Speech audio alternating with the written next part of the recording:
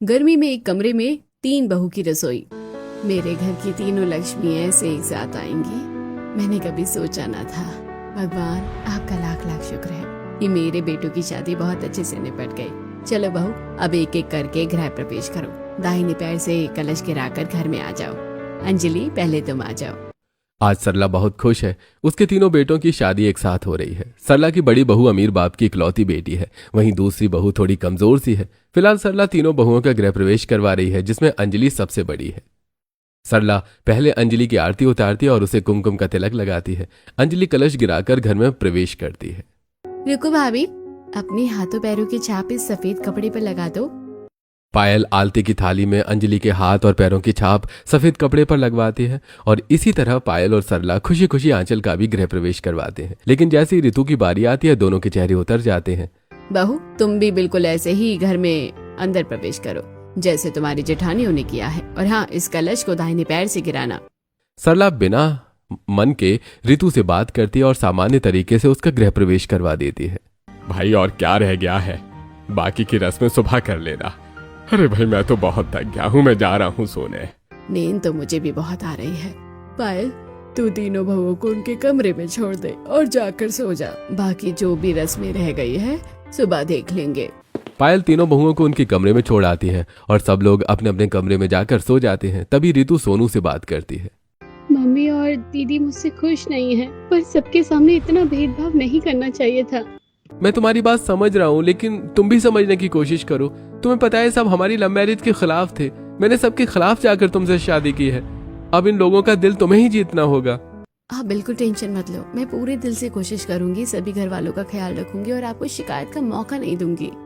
सरला ने अपने बड़े बेटे की शादी अपनी पसंद से करवाई है, लेकिन सोनू ने लव मैरिज की है। इसलिए पायल और सरला पहले दिन ही ऋतु के साथ थोड़ा अलग व्यवहार करते हैं। इस तरह दोनों पति पत्नी बात करते करते सो जाते हैं। अगली सुबह होती है। गौरव को उठे हुए काफी देर हो गई है, लेकिन अंजलि अभी तक सो रही है। अंजलि, अरे उठ जाओ, ये तुम्हारा कोई मायका नहीं ससुराल है। देखो, आज कुछ रस्में भी करनी होंगी। मम्मी को जल्दी से उठकर तैयार होकर नीचे आ जाना। जैसे ही गौरव कमरे से बाहर निकलता है, सरला आ जाती है। अरे, अभी तक नहीं उठी क्या अंजलि? जरा उसे उठा तो दे, आज उसकी पहली रसोई है। मम्मी, आपकी पसंद की बहू है ना, आप लाई हो तो आप ही जाकर उठा लो, मैं तो जा रहा हूँ पार्क में। यह कहकर गौरव चला जाता है। सरला खुद अंजलि को उठाने जाती है। सरला की आवाज सुनकर आंचल उठकर बैठ जाती है और अंजलि से पहले तैयार होकर नीचे आ जाती है। थोड़ी देर बाद सरला नहाकर बाहर आती है और देखती है कि मोहन चाय पी रहा है। अरे, आज मुझसे पहले इस घर में किसने चाय बना दी? ये तो बहुत ज्यादा काम अच्छा हो गया। अरे, सबसे पहले तो हमारी छोटी बहू उठ गई थी, उसी ने चाय बनाई है। वो तो बहुत जल्दी उठ गई थी, पूजा पाठ भी कर लिया उसने। मोहन ऋतु की तारीफ कर ही रहा होता है कि तभी ऋतु वहां आ जाती है। सभी बड़ों के ऋतु पैर छूती है। सरला बस औपचारिक रूप से दूर से ही आशीर्वाद दे देती है। हाँ हाँ, जीते रहो। आज तो मेरी तीनों भाभीयों की पहली रसोई है, मतलब खाने में अच्छी अच्छी चीजें मिलने वाली है। हाँ, मुझे तो पिज्जा, सैंडविच, बर्गर सब पसंद है भाभी। आपका जो मन करे आप बना लेना। ऋतिक की बात सुनकर सब हंसने लगते हैं। देखो बहू, ये है तुम तीनों की रसोई। इसमें तुम तीनों को एक साथ अपने तरीके से खाना बनाना है। मम्मी जी, एक ही रसोई में हम तीनों खाना कैसे बनाएंगे? बहू, आज तुम्हारी पहली रसोई है, इसलिए तीनों को खाना बनाना जरूरी है। उसके बाद तुम अपनी सुविधा के हिसाब से एक एक टाइम का खाना बना लेना। इतना समझाकर सरला रसोई से बाहर आ जाती है। तभी अंजलि रसोई में खड़े होकर अपने पापा को फोन लगाती है। पापा, आपने कैसे गाड़ी वाले को देखकर सामान भेजा है? मेरा सामान अभी तक नहीं पहुंचा। उसे फोन करके कहो कि जल्दी आए। अंजलि के पापा कुछ कहते उससे पहले ही डोरबेल बज जाती है। अंजलि फोन रखकर भागती हुई दरवाजे की तरफ जाती है और दरवाजा खोलती है। भैया, थोड़ा संभल कर अंदर लाओ। ये रही किचन, यहीं पर रख दो। अंजलि अपने अमीर बाप की इकलौती बेटी है। उसके पापा ने दहेज में उसे बहुत सारी चीजें दी हैं। Microwave, induction, rice cooker, electric kettle, oven और रोटी मेकर जैसी मशीनें। अंजलि सारा सामान किचन में रखवाती है और माइक्रोवेव के सामने खड़ी होकर कहती है, मुझे तो कुछ खास बनाना नहीं आता, लेकिन मेरी मशीनें है ना, मेरे पापा का दिया हुआ हर सामान खाना बनाने में मेरी मदद करेगा। अब जल्दी से मैं मीठे में ब्रेड वाली मिठाई बना लूंगी और एक नॉर्मल डिश यानी वेज पुलाव बना लूंगी इस नए राइस कुकर में। अंजलि अपने सारे सामान को सेट करके खाना बनाने लगती है। ओह गॉड, रसोई में खड़े होने में ही कितनी गर्मी लग रही है। अगर मुझे भी इस गैस के सामने चूल्हे पर खाना बनाना पड़ जाता तो मेरा हाल क्या होता। अभी तो इसे पकने में 30 मिनट लगेंगे, तब तक अपने कमरे में आराम से पंखा चलाकर फोन चला लेती हूँ। इस तरह सोचते हुए अंजलि रसोई से सीधे अपने बेडरूम में चली जाती है। इधर आंचल सोचती है, खाने में मुझे कुछ बनाना आए या ना आए, लेकिन मैं वीडियो बहुत अच्छी बना लेती हूँ। आज तो मैं भी वही इंस्टाग्राम की ट्रेंडिंग रील बनाऊंगी जिसमें नई नई दुल्हन पहले चूल्हे की पूजा करती है, उसके बाद उस पर कुछ मीठा बनाती है। आंचल फटाफट गार्डन में जाती है और वहां से गुलाब की पंखुड़ियां तोड़कर एक प्लेट में रखती है और फिर गैस चूल्हे पर कुमकुम से स्वास्तिक बनाती है और इन सारी चीजों को कैमरे में कैद करती है। मेरी इंस्टाग्राम रील तो बनकर तैयार हो गई है। चलो अब मैं खाना भी बना लेती हूँ। खाने में मैं सोया चाप और सूजी का हलवा और सिंपल सी रोटी बनाऊंगी। इस तरह आंचल भी अपनी पहली रसोई का मेन्यू डिसाइड करके खाना बनाने लगती है। अब रितु की बारी आती है। रितु एक गरीब परिवार से आती है। उसके पापा ने उसे कोई सामान नहीं दिया है। उसकी बड़ी जेठानी के पास सारी इलेक्ट्रिक मशीनें हैं और बीच वाली जेठानी गैस चूल्हे पर खाना बना रही है। उसके हिस्से में मिट्टी का चूल्हा आया है जिस पर उसे अपनी पहली रसोई पूरी करनी है। कुछ ऐसा बनाऊंगी जो घर वालों को बहुत पसंद आए और गर्मी में नुकसान भी ना दे, लेकिन क्या बनाऊं? तभी रितु को ख्याल आता है, क्यों ना ट्रेडिशनल स्टाइल में गट्टे की सब्जी और हांडी में उड़द की दाल चावल बनाऊं, साथ में रायता और सलाद खाने का स्वाद बढ़ा देंगे। यही सोचकर रितु खाना बनाना शुरू कर दी है, लेकिन चूल्हे में आग जलाना उसके लिए बहुत मुश्किल हो जाता है। बार बार धुआं उसकी आंखों में जाता है जिससे कई बार उसका हाथ भी जलते जलते बचता है। आखिरकार 2-3 घंटे की मेहनत के बाद रितु का खाना बनकर तैयार हो जाता है।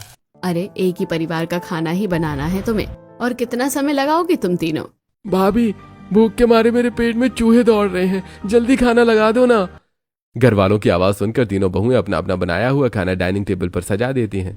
कायदे से तो पहले बड़ी बहू का बनाया हुआ खाना खाया जाएगा। अंजलि बहू, क्या क्या बनाया है तुमने?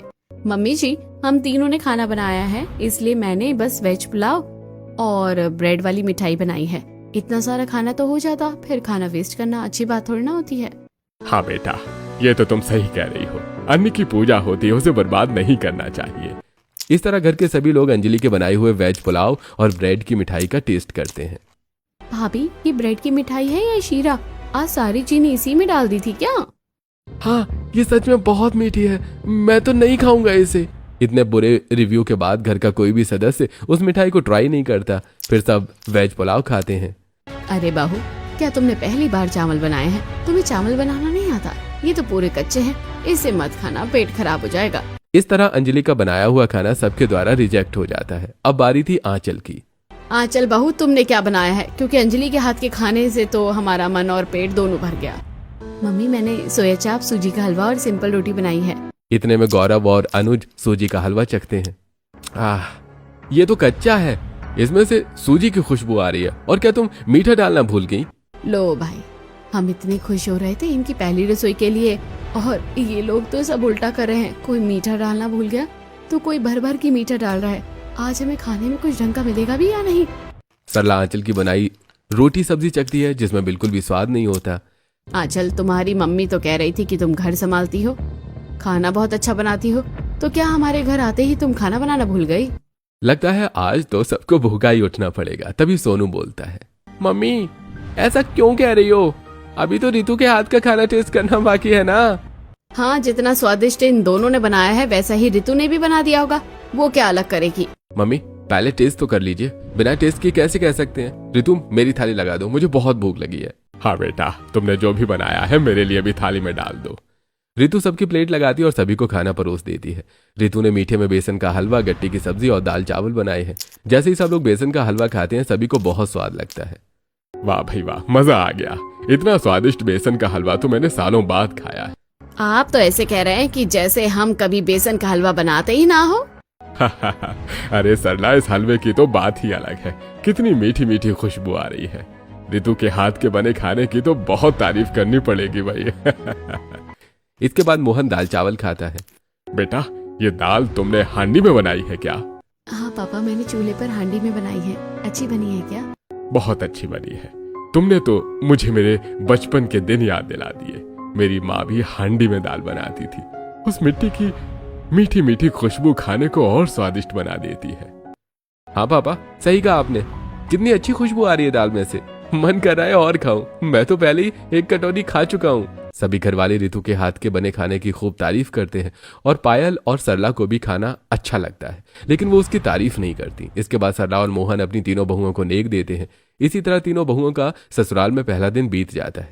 अगली सुबह होती है। रितु घर में सबसे पहले उठती है। पहले पूरा घर साफ करती है, फिर नहाकर मंदिर में पूजा आरती करती है और अपने ससुर के लिए गर्मा गर्म चाय बनाकर लाती है। रितु अपने सास ससुर और घर वालों को इम्प्रेस करने की हर संभव कोशिश करती है। ऐसे ही दिन बीत रहे होते हैं। एक दिन तीनों बहुएं रसोई में होती हैं, तभी मोहन वहां आता है। अरे भाई क्या करते हो तुम सब लोग? घर में इतने सारे लोग हैं लेकिन मेरे कपड़े गंदे पड़े हुए हैं। सरला, तुम भी बहुओं के आने पर सारा काम छोड़ बैठी हो। अरे कम से कम तुम तो ध्यान रखा करो। मोहन की बात खत्म भी नहीं होती कि तभी ऋतिक वहां आ जाता है। हाँ पापा, आप सही कह रहे हो, मेरे कपड़े भी प्रेस नहीं हुए हैं और देखो मुझे ऑफिस भी जाना है। सभी की शिकायतें सुनकर सरला, जो हॉल में बैठी थी, गुस्से में उठकर रसोई में आती है। अरे तुम क्या पूरा दिन रसोई में घुसी रहती हो? घर के बाकी काम कौन करेगा? मम्मी जी क्या हुआ? आप मुझे बता दो, मैं कर दूंगी। नहीं, मैं क्या तुम्हें एक ही काम बताऊंगी? ऐसा करो, तीनों वक्त का खाना अलग अलग बनाओ। अंजलि बहू, तुम सुबह का नाश्ता बनाना। आंचल, तुम दोपहर का लंच बनाना। और ऋतु, तुम रात का डिनर बनाना। और जब एक बहू रसोई में काम करेगी तो दूसरी घर के बाकी काम संभालेगी, जैसे कपड़े धोना, घर साफ करना और बाकी काम। सरला अपनी तीनों बहुओं के काम बांट देती है। अंजलि ये सुनकर बहुत खुश होती है। चलो अच्छा है, अब पूरा दिन रसोई के चक्कर नहीं लगाने पड़ेंगे।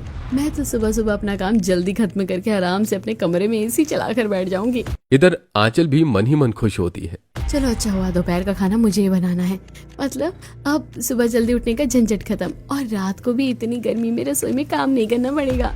सरला की दोनों बहुएं इतनी आलसी हैं कि काम मिलने पर भी खुश ही हो जाती हैं। लेकिन दूसरी तरफ रितु है, जो बिना सोचे कि काम किसका है हर काम को कर देती है। ऐसे कुछ दिन बीत जाते हैं। एक दिन अंजलि नाश्ता बनाने के लिए रसोई में आती है। ब्रेकफास्ट तो हल्का ही होना चाहिए, इसलिए मैं ब्रेड सेक देती हूँ और सिंपल नूडल्स बना दूंगी। अगर पायल को लंच बॉक्स में ले जाने होंगे तो वो ले जाएगी।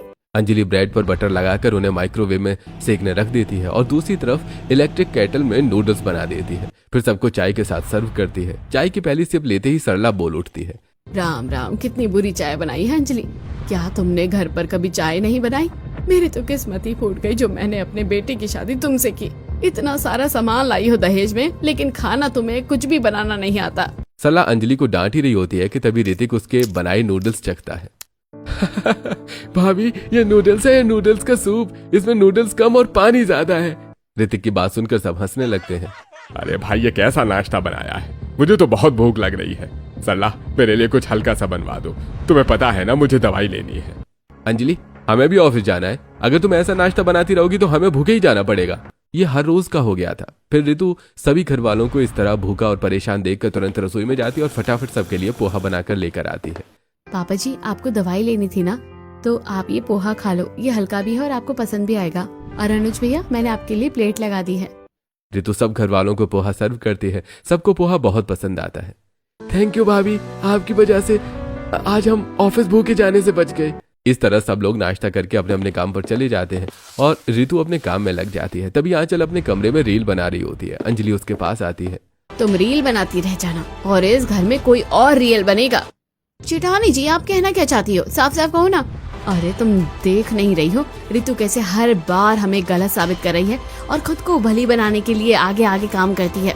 जेठानी जी देखो, पहले तो मैंने अपने घर पर भी काम नहीं किया, तो मैं यहाँ कैसे काम करूँगी? अरे भाई, वही तो बात है, मैंने भी कभी खाना नहीं बनाया और इतनी गर्मी होती है। वैसे भी हमें खाना बनाने का कोई शौक भी नहीं है। हमसे जो आता है हम वही करेंगे। दोनों को इस बात का कोई फर्क नहीं पड़ता कि घर वाले उन्हें बार बार डांटते रहते हैं। दोपहर का समय हो जाता है, लेकिन आंचल अभी तक रसोई में गई भी नहीं होती। तभी सरला गुस्से में आंचल के कमरे में आती है। बहू, दोपहर के 1 बज गए हैं और तू अभी तक बिस्तर पर आराम कर रही है। खाना कब बनाएगी? अभी बनाती हूँ मम्मी जी, वो थोड़ी नींद लग गई थी। आंचल उठकर सीधे रसोई में जाती है और खाना बनाना शुरू करती है। कढ़ी को पकने में टाइम लगेगा यार, और रसोई में बहुत गर्मी है। एक काम करती हूँ, थोड़ी देर कमरे में जाकर लेट जाती हूँ, बाद में आकर देख लूंगी। आंचल एक तरफ चावल चढ़ा देती है और दूसरी तरफ कढ़ी गैस पर रखकर कमरे में आराम करने चली जाती है। फोन पर रील्स स्क्रॉल करते हुए उसे समय का बिल्कुल भी ख्याल नहीं रहता। जब वो वापस रसोई में आती है तो सारा खाना जल चुका होता है। हे भगवान, सारा खाना जल गया। अगर किसी ने देख लिया तो मेरी खैर नहीं। अब क्या करूँ? थोड़ी देर सोचने के बाद आंचल को एक आइडिया आता है और वो ऑनलाइन खाना ऑर्डर कर देती है। कुछ देर बाद वो वही खाना सबको परोस देती है। अरे बहू, इतना मिर्च मसाले वाला खाना मत बनाया करो, ये पेट के लिए ठीक नहीं होता। देखो तो इस सब्जी में कितना तेल है, आगे से ध्यान रखना।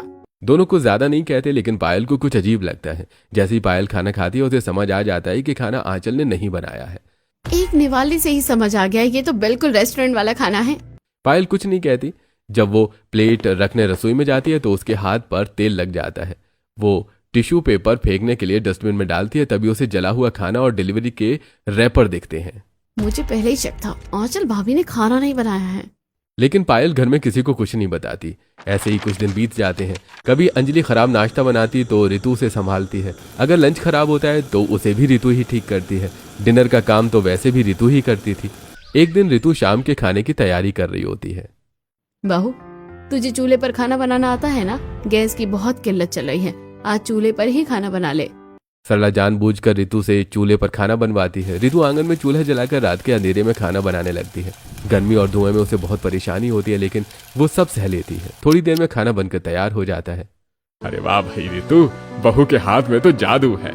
पापा, भाभी आप ही तीनों टाइम का खाना बना लिया करो। वैसे भी इन दोनों भाभियों की गलती सुधारने के लिए आपको ही मेहनत करनी पड़ती है। सब लोग हंसते हुए खाना खाने लगते हैं। कुछ दिन बाद पड़ोसन संगीता घर आती है। अरे सल्ला, तेरी तो 3 बहुएं हैं, फिर भी तुझे घर से निकलने का टाइम नहीं मिलता। नहीं बहन, ऐसी बात नहीं है, बस घर के कामों में ही लगी रहती हूँ। अच्छा सुन, हमारे घर कीर्तन है, तू जरूर आना। संगीता चली जाती है और सरला कीर्तन में शामिल होती है। एक दिन आंचल घर के बाहर पौधों में पानी दे रही होती है। अरे तुम सरला की बीच वाली बहू हो ना? जी आंटी, तुम्हारे घर में शाम को खाने की कितनी अच्छी खुशबू आती है। तभी ऋतिक बाहर आता है। आंटी, वो खाना आंचल भाभी नहीं, रितु भाभी बनाती हैं, सोनू भैया की वाइफ। अरे वो लव मैरिज वाली? हाँ आंटी, वही बहुत अच्छा खाना बनाती हैं, बिल्कुल मास्टर शेफ जैसा। ऋतिक की बात सुनकर आंचल मुंह बनाकर वहां से चली जाती है। ऐसे 1-2 दिन और बीत जाते हैं। कभी अंजलि नाश्ता खराब करती तो कभी आंचल लंच बिगाड़ देती है। इसी बीच आंचल बार बार अपने पति से बाहर खाना खाने के लिए जिद करती रहती है। देखो ना, जब से हमारी शादी हुई है हम कहीं बाहर नहीं गए। आज प्लीज चलते हैं ना, डिनर भी बाहर ही कर लेंगे। यार समझा करो बात को, अभी टाइम नहीं है। यह कहकर अनुज कमरे से बाहर चला जाता है। तभी उसे अंजलि भाभी की आवाज सुनाई देती है। आज अगर तुम मुझे शॉपिंग कराने नहीं लेकर गए ना तो देख लेना, मैं तुमसे बात नहीं करूंगी। इधर गौरव भी गुस्से में कमरे से बाहर निकलता है। दोनों भाइयों का आमना सामना होता है और दोनों एक दूसरे की फीलिंग समझ जाते हैं। भैया, हैप्पी वाइफ हैप्पी लाइफ। हाँ भाई, समझ गया, ले जाना ही पड़ेगा अब तो। दोनों कोड वर्ड में बात करते हैं और मुस्कुराते हुए अपनी अपनी पत्नियों को आवाज देते हैं। अरे आंचल, रेडी हो जाओ, मैं कार में तुम्हारा इंतजार कर रहा हूँ। ये सुनकर आंचल खुशी से झूम उठती है। उधर आंचल और अंजलि दोनों मेकअप करने में समय लगाती हैं। जैसे ही रितु को पता चलता है कि वो भी इन तीनों के साथ बाहर जा रही है, वो तुरंत रसोई में जाकर सास, ससुर, देवर और नंद के लिए खाना बना देती है। पायल, मैंने मम्मी पापा के लिए सिंपल सब्जी बना दी है और आप दोनों के लिए मिक्स वेज रोटी और पराठे रख दिए हैं। आप टाइम से खा लेना, शायद हमें आने में देर हो जाए। ये सुनकर रितु जल्दी से तैयार होकर सबके साथ बाहर चली जाती है। तीनों कपल बाहर शॉपिंग करते हैं और बाहर खाना खाकर वापस लौट आते हैं। इधर सल्ला जब खाना सर्व करती है तो मन ही मन सोचती है, वैसे सोनू सही कहता था, रितु बहुत नेक दिल की लड़की है। अगर ये मेरी बहू बनकर ना आती तो शायद मुझे ये सुख नहीं मिलता। आखिरकार रितु ने सरला और पायल के दिल में अपनी जगह बना ली। अब दोनों उसे नाराज नहीं रहती। थोड़ी देर में सब लोग वापस आ जाते हैं। ऐसे ही और कुछ दिन बीत जाते हैं। एक दिन घर में शांता बुआ की एंट्री होती है। भाभी, तीनों बच्चों की शादी में तो मैं नहीं आ पाई, सोचा आप तीनों बहुओं को देख आऊं। हाँ दीदी, आपने बिल्कुल सही किया। और सुन, रास्ते में पिंकी मिली थी, बहुत तारीफ कर रही थी तुम्हारी बहुओं की, कह रही थी कितनी अच्छी खुशबू आती है खाने की और घर भी कितना अच्छा सामान रखा है। हाँ दीदी, ऐसा ही है। तभी तीनों बहुएं आती हैं और शांता बुआ के पैर छूकर नमस्ते करती हैं। थोड़ी देर में पायल और ऋतिक भी आ जाते हैं और अपनी बुआ से बातें करने लगते हैं। दीदी, आप लोग बातें करो, मैं भी आती हूँ। सरला रसोई में जाकर अपनी तीनों बहुओं को समझाती है। अंजलि और आंचल, तुम दोनों आज खाना बनाने से दूर रहना। तुम्हारी बुआ को जला हुआ, ज्यादा मिर्च मसाले वाला और बेकार खाना बिल्कुल पसंद नहीं है। ऋतु, आज सारे खाने की जिम्मेदारी तुम्हारी है, सब कुछ बढ़िया होना चाहिए। इस तरह सरला सारा काम ऋतु को सौंप देती है और चली जाती है। ऋतु रसोई में खाना बनाने में लग जाती है। उधर अंजलि और आंचल कमरे में जाकर उसकी बुराई करने लगती हैं। पता नहीं ये ऋतु खुद को क्या समझती है, सबके सामने भली बनने की एक्टिंग करती रहती है। जेठानी जी, बुरा मत मानना, बड़ी तो हम दोनों हैं, लेकिन सबके दिलों में तो ये बड़ी बन गई ना। देखना आज इसकी सारी तारीफ कैसे खत्म करूंगी। क्या मतलब जेठानी जी, समझ नहीं आया? समझ आया जाएगा, अभी देखती जा। अंजलि अपनी ही योजना में मगन हो जाती है। इधर ऋतु रसोई में खाना बना रही होती है। उसने मटर पनीर, मसाला, जीरा राइस, पकौड़े, कढ़ी, सिंपल रोटी, पराठे और सलाद सब तैयार कर लिया होता है। लेकिन जैसे ही वो रायता बनाने के लिए दही ढूंढती है, उसे दही नहीं मिलता। तभी अंजलि वहां आती है। ऋतु, बन गया ना सारा खाना? मम्मी ने हमें बनाने से मना किया है, लेकिन हम तुम्हारी मदद तो कर ही सकते हैं। डाइनिंग टेबल पर खाना सर्व कर देते हैं। ठीक है दीदी, लेकिन मुझे दही नहीं मिल रही है, आपने देखी क्या? अरे वो दही तो मैंने सुबह नाश्ते में खा ली थी, अब तुम्हें बाहर से ही लानी पड़ेगी। वैसे भी गर्मी में रायते के बिना खाने का स्वाद नहीं आता रितु। हाँ भाभी, आप सही कह रहे हैं। चलो एक काम करती हूँ, मैं घर के पास वाली डेयरी में जाकर दही लेकर आती हूँ और फिर फटाफट रायता बना लूंगी। आप तब तक सारा खाना डाइनिंग टेबल पर रख दो। हाँ हाँ, ये बिल्कुल सही रहेगा, तुम जल्दी जाओ। अंजलि ने जानबूझकर सुबह दही खत्म कर दिया था। दोनों मिलकर रितु को बाहर भेज देती हैं और उसके पीछे से खाने में ज्यादा नमक डाल देते हैं। अब देखती हूँ बुआ जी और घर के बाकी लोग रितु के गुणगान कैसे करते हैं। थोड़ी देर में रितु दही लेकर आ जाती है। तब तक अंजलि और आंचल मिलकर सारा खाना डाइनिंग टेबल पर सजा देती हैं। रितु भी जल्दी से रायता बनाकर रख देती है। दीदी देखो, ये सारा खाना मेरी छोटी बहू ने बनाया है, आप खाना शुरू करो। सब लोग खाना खाने लगते हैं। सच में भाभी, जितना सुना था उससे ज्यादा स्वादिष्ट बनाया है रितु ने। शांता बुआ रितु के खाने की खूब तारीफ करती हैं और उसे नेक भी देती हैं। उधर अंजलि और आंचल एक कोने में खड़ी होकर धीरे धीरे बातें कर रही होती हैं। जेठानी जी, आपने नमक डाला तो था ना? अरे यार, डाला तो था, लेकिन असर क्यों नहीं हुआ? दोनों को शक होने लगता है कि इतना नमक डालने के बाद भी बुआ जी तारीफ कैसे कर सकती हैं। थोड़ी देर में बुआ जी चली जाती हैं। अंजलि और आंचल को रसोई में परेशान देखकर सरला वहां आती है। क्यों बहू, यही सोच रही थी ना कि तुमने खाने में नमक ज्यादा डाला था, फिर भी बुआ जी ने तारीफ कैसे की? सरला की बात सुनकर दोनों बहुएं हैरान रह जाती हैं। मम्मी जी, आप ये क्या कह रही हैं? सही कह रही हूँ बहू, रितु की मेहनत है जिसकी वजह से घर में सब उसकी तारीफ करते हैं। तुम दोनों जलन में इतनी अंधी हो गई कि आज रितु के साथ साथ पूरे घर की इज्जत खराब कर देती। बुआ जी क्या सोचती हम सबके बारे में। तभी तीनों बेटे भी ऑफिस से घर आ जाते हैं। सरला सबको अंजलि और आंचल की हरकत के बारे में बता देती है। मैंने अंजलि को ऐसा करते हुए देख लिया था, तभी मैंने कढ़ी में आटे की छोटी छोटी गोलियां और एक उबला आलू मैश करके डाल दिया था, जिसमें नमक संतुलित हो गया, वरना तुम दोनों ने आज कोई कसर नहीं छोड़ी थी। सभी के सामने सरला दोनों बहुओं को खूब सुनाती है। दोनों को अपनी गलती का एहसास होता है और वो रोने लगती हैं। आप दोनों रितु भाभी के बारे में इतना गलत सोचती हो, जबकि भाभी आपकी गलतियां जानते हुए भी हमेशा चुप रहती है। पायल एक सच सबके सामने लाती है। आप लोगों को याद है ना, एक दिन अंजलि भाभी ने नाश्ते में सैंडविच, उपमा और आलू के पराठे बनाए थे? हाँ याद है। अरे वही जो मुझे बहुत पसंद आए थे, मैं तो ऑफिस में भी ले गया था। असल में वो पूरा नाश्ता रितु भाभी ने बनाया था। ये सुनकर सब हैरान रह जाते हैं और अंजलि शर्म से नजरें झुका लेती है। लेकिन नाश्ता बनाने की जिम्मेदारी तो अंजलि को मिली थी, फिर तूने क्यों बनाया? क्योंकि भाभी को खाना बनाना नहीं आता था। वो सब कुछ माइक्रोवेव या इलेक्ट्रिक केतली में बनाती है, और उस दिन यूट्यूब देखकर नया एक्सपेरिमेंट कर रही थी, जिससे माइक्रोवेव फटते फटते बचा। अंत में रितु भाभी ने सब संभाल लिया और किसी को बताया भी नहीं। अंजलि अपनी गलती पर शर्मिंदा हो जाती है। मम्मी जी, मुझसे बहुत बड़ी गलती हो गई। आप सब हमेशा रितु की तारीफ करते थे, इसी वजह से हमने ये सब किया। अगर माफी मांगनी है तो पहले रितु से मांगो, तुम दोनों ने इसका दिल बहुत दुखाया है। सरला अचानक थोड़ा शांत हो जाती है। रितु बेटा, मुझे माफ कर दे। मुझे लगता है कि लव मैरिज वाली बहू घर नहीं संभाल पाएगी, लेकिन तूने गलत साबित कर दिया। और जिन बहुओं को मैं बड़े अरमानों से लाई थी, उन्होंने तो शुरू से ही नाक में दम कर रखा है। सरला का गुस्सा सातवें आसमान पर होता है। मम्मी जी, हमें माफ कर दीजिए, अब ऐसा नहीं होगा। हम खाना बनाना भी सीखेंगे, वो भी रितु से। दोनों अपनी गलती पर पछतावा करती हैं। आखिरकार सरला उन्हें माफ कर देती है। अगले ही दिन से दोनों बहू ये रितु से खाना बनाना सीखना शुरू कर देती हैं। तीनों बहुओं को एक साथ रसोई में काम करते देखकर पूरा परिवार खुश हो जाता है।